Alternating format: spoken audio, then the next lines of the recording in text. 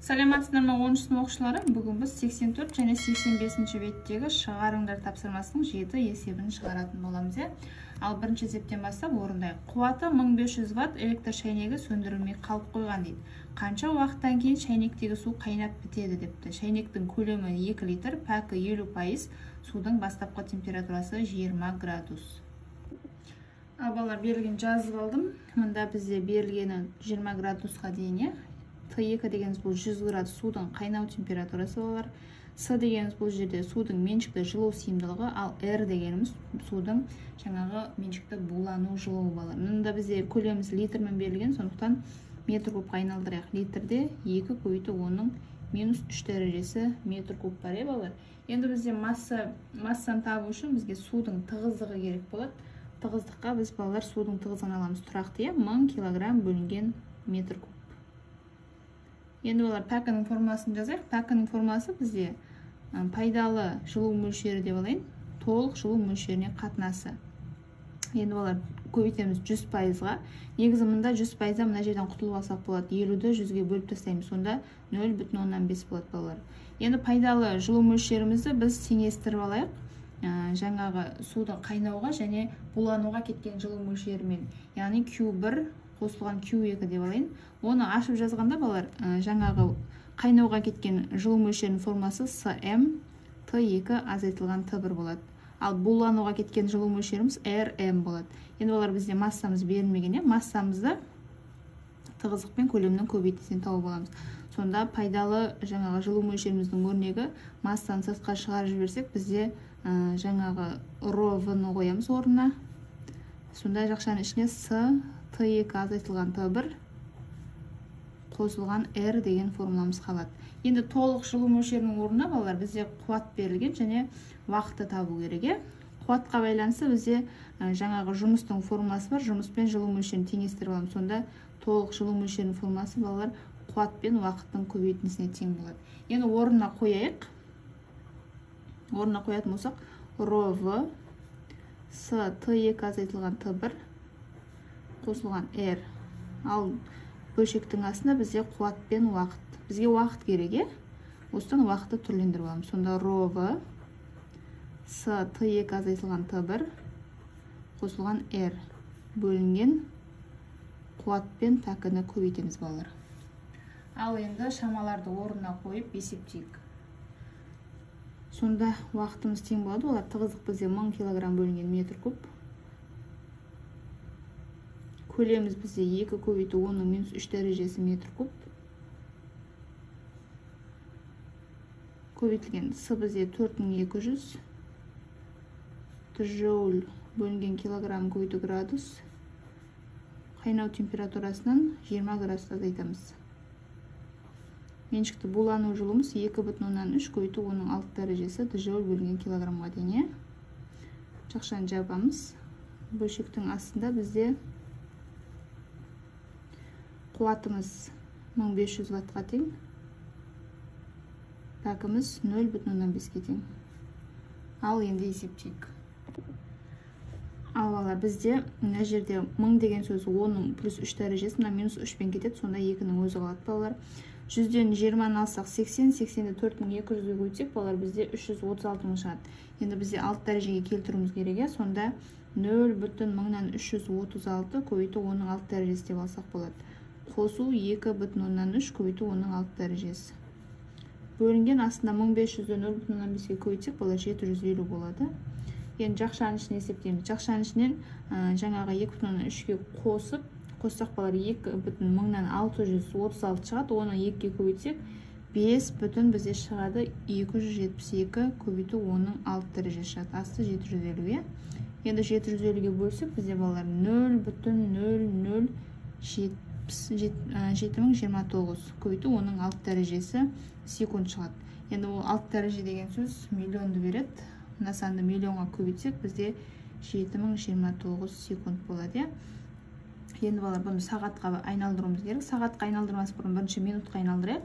Яғни 60-ға бөлеміз. Сонда бізде 117,115 минут болады. Енді оны сағатқа айналдыру үшін тағы да 60-ға бөлеміз. Сонда 1,195 сағат шығады. Оны балар жуықтап 2 сағат деп алсақ болады. Сонда балар жауабымыз, біздің уақытымыз 2 сағатқа тең екен жуық шамамен. Ал екінші есебімізде ИУ тәуелділік графигі 63-4 сурет бойынша қараймыз бар. Мұнда қазір қараймыз. Арқылы 5 вольт кернеу кезінде 4 минут ішінде өткізгіште бөлінетін жылу мөлшерін анықтаңдар деген екен. Балалар, мына жерден енді графиктен бізге ток күшінің кернеуге байланысты графигі берілген балалар. Мұнда миллиампермен, мұнда вольтпен берілген. Балалар, мына жерде кез келген нүктесінде кедергіні табатын болсақ, тұрақты шама, сондықтан кез келген шаманы алып қарастырсақ болады. Мысалы, біздің жаңағы кернеуіміз 8 вольтқа тең болған кезде бізде тоғымыз 120 миллиамперге тең болып тұр. Сол бойынша кедергісін тауып алайық, сосын барып балалар жылу мөлшерін есептейтін боламыз. Балалар, берілген жазып алдық. Енді осындағы мәндерді айналдырып алайық. Біз тоғымыз 120 миллиамперде, яғни жаңа график бойынша мәндерді алып алдым балалар. Сол бойынша біз кедергісін тауып аламыз. Кез келген нүктесінде кедергі тұрақты балалар. Енді минутымыз секундқа айналдырайық. 60-ға көбейтетін болсақ 4-ті 240 секунд болады. Ал тоқ күшіміз миллиампермен берілген. Миллиамперді амперге айналдыратын болсақ, миллиде минус 3 дәреже бар, яғни мыңға бөлеміз балалар. Сонда 0,12 ампер болады. Енді бірінші балалар, бізде жаңағы кедергімізді тауып алайық. Кедергіміз Ом заңымен табамыз балалар. И нолевой тең У нолевой бөлінген R деп алайын. Осыдан кедергіні табайық. Яғни У нолевойымызды И нолевойға бөлеміз. Бұл жаңа график бойынша балалар. 8 вольтты бөлеміз 0,12 амперге. Бізде сонда балар жоқ шамамен 66,66 Ом шығады. Енді балар жаңағы жылу мөлшерінің формасын жазайық. Жылу мөлшерінің формасы кернеуге байланысты У квадрат бөлінген R көбейтілген уақыт деген формамыз бар. Енді орнына қояйық осы жерде 5 вольттың квадраты бөлінген R бізде 66,66 Ом. Уақытымыз 240 секунд.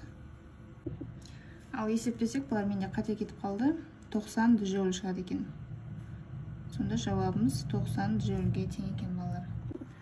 Балалар, енді үшінші есепті өздеріңіз қарастырып шығарып көріңіздер. Ал төртінші есебімізде қимасы және массасы тең алюминий мен мыстан жасалған өткізгіштердің ұштарында бірдей кернеу берілді дейді. Қай өткізгіште тоқ күші көп және қанша есе дейді. Балалар, берілген жазып алдық. Енді балалар, бізде тоқтардың қатынасын табуымыз керек. Мұнда балалар алюминийдің тығыздығы және мыстың тығыздығы. Мынау балалар алюминийдің, мынау мыстың меншікті кедергілері балалар. Ол тұрақты шамалар. Оны арнайы кестеден аламыз мәндерін.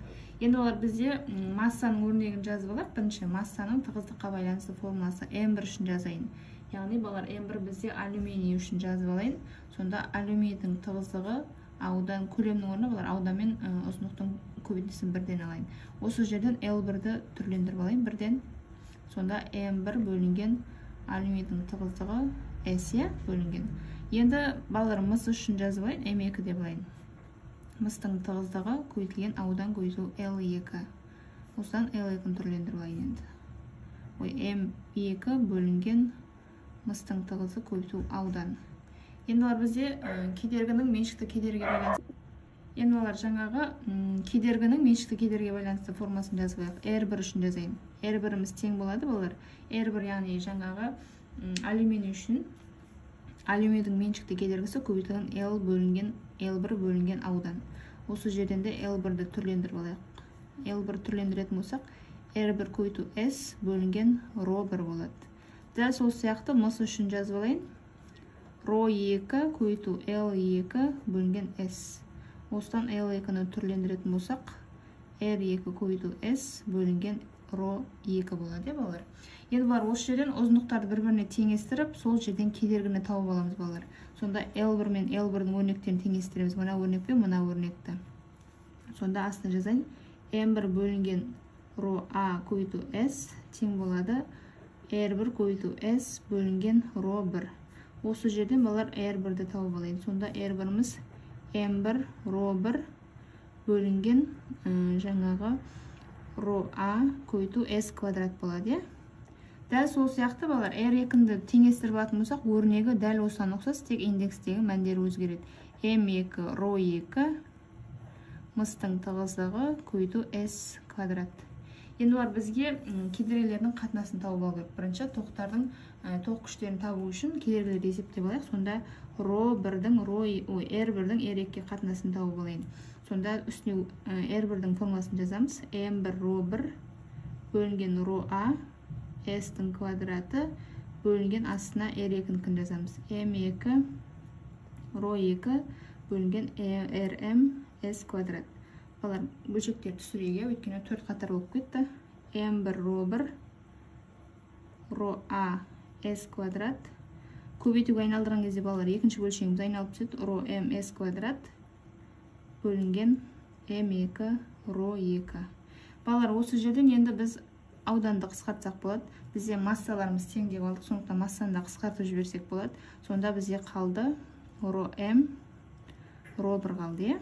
Астында алюминийдің тығыздығымен ρ2 қалды. Енді олар осыған мән жерін қойып, жаңағы кедергілерімізді есептеп алайық. ρ1 бізде 2,8 көбейту 10-ның -8 дәрежесі 10 көбейтілген метр. Мыстың тығыздығы бізде 8900 килограмм бөлінген метр куб. Асын есептегенді. Алюминийдің тығыздығы бізде 2700 килограмм бөлінген метр куб. ρ2-міз 1,7 көбейту 10-ның -8 дәрежесі 10 көбейту метр. Балалар, енді калькуляторға салып есептейтін болсақ, бізде жауап шығады екен. 5 жуық шамамен 100-ден 43 шығады балалар. Енді бізде тоқ күшінің қатынасын табыңдар деген I2-нің I1-ге. Бізде балалар жаңағы Ом заңынан салып өрнектеп алатын болсақ, I2-нің I1-ге қатынасы бізде бір-біріне кедергімен тоқ күші кері шама, сондықтан R2-нің R1-ге қатынасы деп аламыз. R2-нің R1-ге қатынасы, R1-дің R2-ге қатынасы керісінше болып түседі. Сонда R1-дің R2-ге қатынасы бір-біріне кері шама балар. Сонда жауап бізде 5,100-ден 43 есе болады екен. Яғни жауап ретінде жазамыз. Мыс өткізгішінде кітапта жауаппен бірдей шығады балар.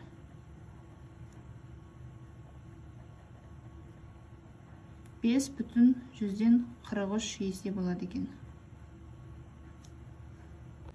Ал 5-ші есебімізде электр тізбегіне шам мен резистор қосылған дейді. 63-те 5-ші сурет. Мына суретке қараймыз балар. Тоқ көзінің пәкі 60%, оның ішкі кедергісі 1 Ом. Тоқ көз арқылы өтетін тоқ күші 1 амперге тең, шамдағы кернеуді анықтаңдар деген екен. Балар, берілген жазып алдық. Мына жерде пәкіні пайыздан құтылып алайық, есептегенде ыңғайлы үшін 100-ге бөлеміз балар, сонда 0,6 шығады екен. Енді олар тізбектің пайдалы әсер коэффициентінің өрнегін жазайық. Кедергіге байланысты пайдалы әрекет коэффициентіміз тең болады балалар. R бөлінген R плюс ішкі кедергі. Осыдан балалар бізге енді жаңағы үлкен R-імізді түрлендіріп алуымыз керек. Үлкен R-іміз берілмеген, өйткені осыдан үлкен R-ді түрлендіретін болсақ балалар, пропорция арқылы пәкіні астына көбейтіп шығамыз. Сонда пәкі R қосылған пәкі ішкі кедергі тең үлкен R. Енді үлкен R-ді түрлендіріп алуымыз керек балалар. Осы жерден жаңағы мынаны на бетке өткіземіз. Сонда пәкі R-іміз тең болады R минус пәкі R. Осыдан R-ді жақшаның сыртына шығаратын болсақ, балалар астына жазайын. R 1 минус пәкі қалады. Енді осыдан үлкен R-ді түрлендіріп алатын болсақ, 1 минус пәкі болады. Енді R-ді есептеп алайық, кедергіміз, үлкен кедергімізді. Сонда пәкіміз 0,6 көбейту 1 Ом бөлінген 1 минус 0,6. Ал есептесек бар бізде 1,5 Ом шығады екен. Енді Ом заңын қолданамыз балар. Ом заңының өрнегі бізде I тең еді U бөлінген R. Осыдан балар кернеуді түрлендіріп алатын болсақ, тоқ күші мен кедергіні бір-біріне көбейтеміз. Тоқ күшіміз 1 ампер, көбейтеміз 1,5 Омды. Сонда балар 1,5 вольт шығады, кернеуіміз. Жауабын сонда балар кернеуіміз 1,5 вольтқа тең екен. 6-ші есебімізде электр шайнегінің спираль қимасы 0,5 мм квадрат болатын нихром сымынан жасалған. Шайнекте 1,5 литр су бар. және ол кернеуі 220 вольт тоқ көзіне қосылған дейді. Шәйнектегі су 4 минутта 298 кельвин шамасынан 373 кельвин мәніне дейін қызады. Шәйнектің пәкі 75%-ға тең болса, сымның ұзындығы қандай дейді. Ал балар берілген жазып алдық. Енді өлшем бірліктерді айналдырып алайық. Мында қосымша балар судың жаңағы меншікті жылу сыйымдылығы мен нихром сымының меншікті кедергісін алып алдық қосымша кестеден. Миллиметр квадратымызды айналдыратын болсақ, -6 дәреже бар. Үтірді 5-тен кейін жылжытайық. Сонда 5 көбейту оның -7 дәрежесі метр квадрат болады балар. Литрімізде 1,5 көбейту оның -3 дәрежесі метр куб бар. 4 минутымызды секундқа айналдыратын болсақ, 60-ға көбейтеміз, 240 секунд болады. Пайызымыздан құтылып алайық, 100-ге бөлеміз, 0,75 болады. Басқа шамалар бізде айналып тұр. Енді бізде массаны табу үшін бізге көлем тығыздық керек болады балар. Мұнда бізде су берілгендіктен судың тығыздығын қосымша жазып алсақ болады. Мұнда жазып алсайын, астына симей қалды. 1000 килограмм бөлінген метр куб бізде балар судың тығыздығы. Енді балар пәкінің формуласын жазақ. Бізде пәкінің формуласы жаңа бір есепте жаздық. Пайдалы жылу мөлшерінің толық жылу мөлшеріне қатынасына тең. Енді пайдалы жылу мөлшерімізді балалар температураға байланысты См Т2 азайтылған Т1 деп аламыз. Енді бізде массамыз берілмеген, массаны жаңағы тығыздықпен көлемнен тауып аламыз. С ро В Т2 азайтылу Т1. Енді балар толық жылу мөлшерімізді У квадрат бөлінген R көбейту уақыт деген формуладан тауып аламыз. Балар мұндай R-імізді меншікті кедергіге байланысты формуласы бізде ро тең ро көбейту L бөлінген S. Енді орнына апарып қоятын болсақ, бізде балар U квадрат ро L бөлінген S көбейту Т. Енді бөлшекті айналдырып түсірейік. Сонда балар S жоғары шығады. U квадрат S көбейту Т бөлінген ро L деген өрнегіміз шығады. Енді балар пәкінің орнына апарып қоямыз формуласына. Сонда пәкіміздің формуласы ро В Т2 азайтылған Т1 бөлінген U квадрат ST бөлінген ро L. Мұна жерде де балалар бөлшегіміз айналдырып түрек, сонда ро мен L бөлшектің үстіне кетеді. Мұнау бізде балалар судың тығыздығы болсын. Судықын су деп қойын. Су көбейту көлем Т2 азайту Т1 меншікті тығыздығымыз, жаңа меншікті кедергіміз балалар нихром сымының L бөлінген U квадрат ST.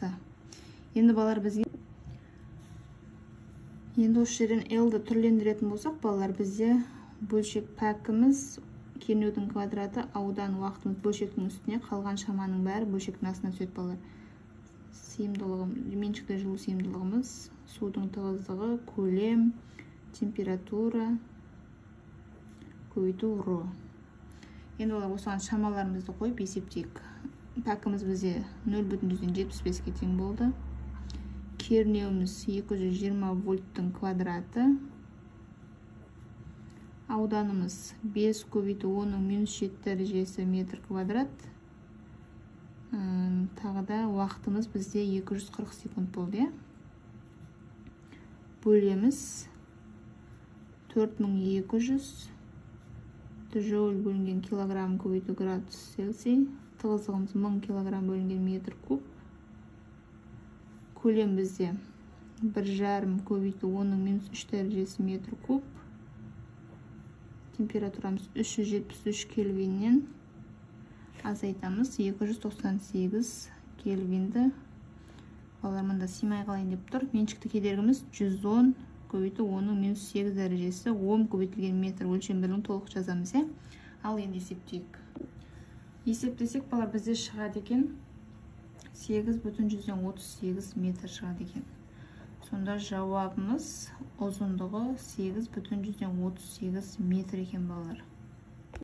Ал соңғы есебімізде батареяның электр қозғаушы күші 80 вольт, ішкі кедергісі 1 Ом болса, 63-те 6-шы суреттегі сұлбадағы амперметрдің көрсеткіші қандай болады дейді. Міне сурет бойынша балалар амперметр біз мұнда тұр.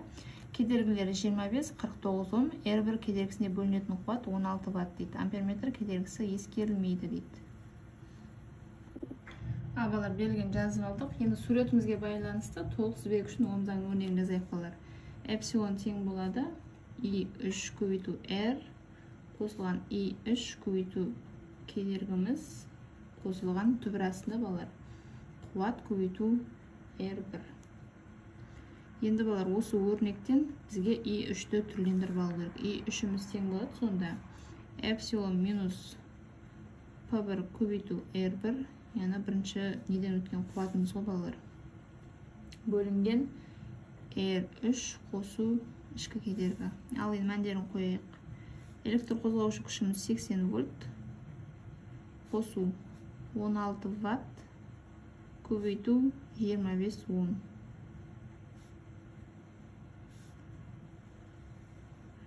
R3 бізде 49 омға тең, қосамыз 1 омды.